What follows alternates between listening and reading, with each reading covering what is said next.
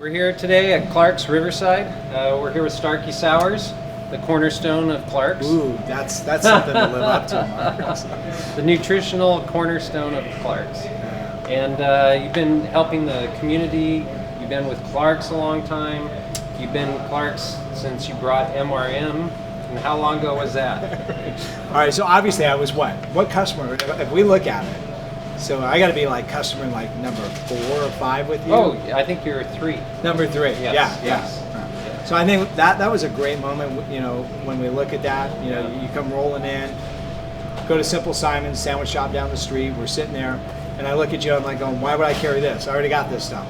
Mark, why don't you come out with some stuff I need? I need some creatine. I need some glutamine. I need some whey protein. And you look at me and go, done. I'm like, done?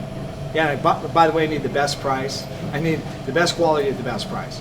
Done. I'm like, great, let's do it. I think that was really the issue, though. Yeah. Every time I'd come to you and go, Mark, I need this, you always made it happen. Well, the thing is that the quality was a huge issue. Yes, yes. Right. And when customers want something, that's what MRM is about. We're not about making stuff just for us. It's for what people really want. Right. And we like to do education, but we also have to listen to the customer. And you know, you've been a great wealth of information for MRM as far as what's out there, what are people looking for, where is there a void in the marketplace, I should say. Well, and obviously, but you're willing to listen. A lot of companies wouldn't listen. You know, I've got like out of all the companies we sell, maybe 3 or 4 of the companies out there willing to listen. Hey, Mark, we need this, we need that. Great, I'll see what I can do. I'll have that for you in a couple of weeks. And like creatine, I mean, think about creatine. This is fun. We're standing by creatine, right? Yeah. So, how did you get creatine before? What did all the strength athletes do in the day to get creatine? Yeah, red meat. Right. And really, honestly, all the guys said, dude, if you want the best effect from me, you got to eat steak tartare. Yeah, raw. You want it raw. Right. And so what do we know about raw meat? Yeah. That it has more break creatine, it doesn't break Right. down, right? So they were so far ahead. Right. But now the simplicity of using creatine Right. is like so amazing. Now it's instead of shotgun approach, now it's just more precision approach. Isolated precision. But if you think about like what we're talking about, when you take nutrition, you apply it to a sport, Right. you dissect it down, and he knew.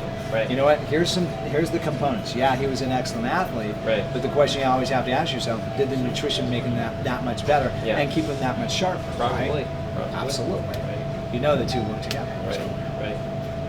So I guess the thing that does remain the same also is that we have to achieve balance. So with supplementation, you have to get balance. It's not too much, not too little. Just try and find your right mediums. Hit your sweet spot for Your own biochemical individual. Yes. Because what's right for you isn't always right for me. Right. And that's interesting how individualized medicine is kind of heading in that direction too. But with that said, okay, taking your athletes or different people, finding that sweet spot, dialing it in. Right. So let me ask you this question. It's like this. I did this about probably 7-8 years ago. So Solgar put out Solgar. They did the DNA testing. Yeah. How? Cheek swab. Okay. Send it off. Right. 10 enzyme systems. Polymorph either from mom or dad on the DNA. Right. Or possibly 2. So I get the DNA test back. I got 2 polymorphs on my DNA receptor sites. One from mom, one from dad. So my need for vitamin D is higher, especially during the winter months. Oh, okay.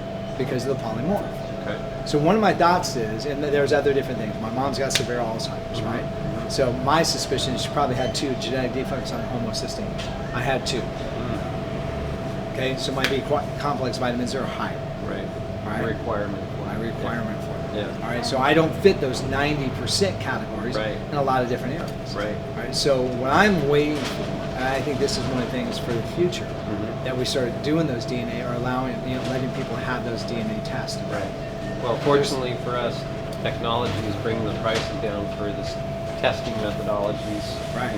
A lot. So. Yeah. So I think that'll probably help to dial in the sweet spot. There's obviously other different types of tests and things that you can do. Yeah. Stuff like that. In what I call in-chain markers. Yeah. Do you have enough carnitine? If not, then are you, what are you missing methionine? You're missing lysine. What's up with The one thing that I did want to ask is, I know that Clark's is growing. and I didn't know if they're planning on any other involvements. She said something about, I know you're working with Huntington Loma Linda. College. Yeah, we do a little bit with Loma Linda. Okay. Probably our involvement with Loma Linda is more along the lines of, their doctor shop, our store. Support. And then we did a double-blind study. It's been a while since we've done any more double-blind studies. Mm-hmm. We did a double-blind study with GLA and infant seizures. Oh. Wow.